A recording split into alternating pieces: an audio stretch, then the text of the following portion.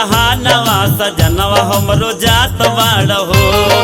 कहतानी सुन ल कहानवा सजनवा हमरो जात बाड़ हो। जात बाड़ ए राजा जात बाड़ हो, अरे जात बाड़ हो। जात बाड़ नाय राजा जात बाड़ नाय राजा जात बाड़ हो।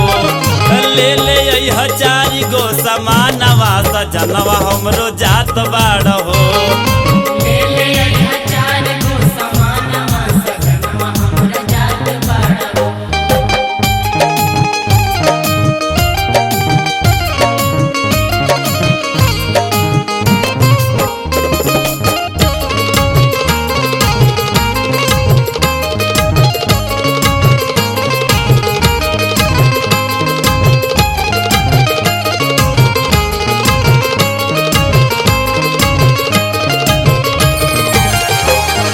ले ले यह पेड़ा औरी ले यह कंगानवा, ले यह कंगानवा, ले यह कंगानवा। ले यह सिंदूर औरे अंगूठी निशानवा। अंगूठी निशानवा, अंगूठी निशानवा। ले यह पेड़ा औरी ले यह कंगानवा, ले यह सिंदूर औरे अंगूठी निशानवा। देखी हमरो खुश रही मानवा बोलमुआ हमरो जात बाड़ हो। ले ले यह चारी गो समानवा सजनवा हमरो जात बाड़ हो।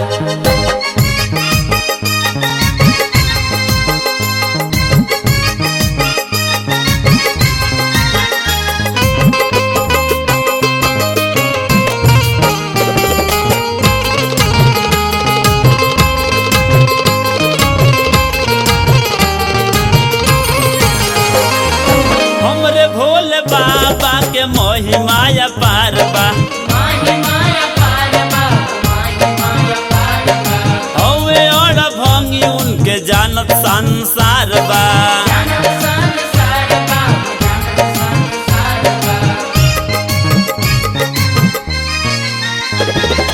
हमरे भोले बाबा के महिमाया पार बा। हवे और भंगी उनके जानत संसार बा। ई कैसे करी ह पूजा नवा बोलमुआ हमरो जात बाड़ हो। ले ले यह चारी गो समानवा सजनवा हमरो जात बाड़ हो।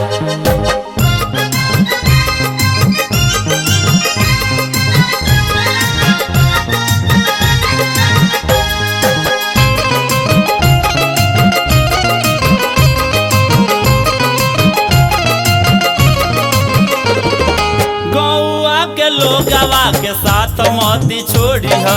साथ मत छोड़िहा, साथ मत छोड़िहा। जाके शिव जी से अपने हाथवा के जोड़ी ह। हाथवा के जोड़िहा, हाथवा के जोड़िहा। गौआ के लोगवा के साथ मती छोड़ी ह। जाके शिव जी से अपने हाथवा के जोड़ी ह। अच्छा से लौटी ह भवानवा बोलमुआ हमरो जात बाड़ हो। ले ले यह चारी गो समानवा सजनवा हमरो जात बाड़ हो। कहतानी सुन ल कहानवा सजनवा हमरो जात बाड़ हो। जात बाड़ ए राजा जात बाड़ हो, अरे जात बाड़ हो। जात बाड़ नाय राजा जात बाड़ नाय राजा जात बाड़ हो। ले ले यह चारी गो समानवा सजनवा हमरो जात बाड़ हो।